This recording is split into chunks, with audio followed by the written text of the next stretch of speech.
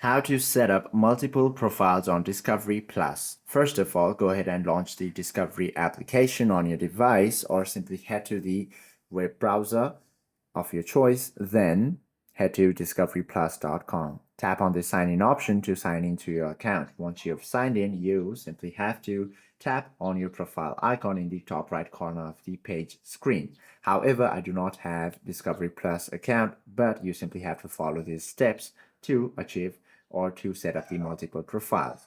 So once you tap on your profile icon, simply click on the Manage Profile option. Then select the Add Profile option card. From there, choose a custom profile name and select a avatar image icon. If the profile is for a child, toggle the kid's profile to on and simply click Save, and that is how you can set up multiple profiles on Discovery Plus. Hope this video helps you out a lot. If you have any questions or queries, please do comment down below.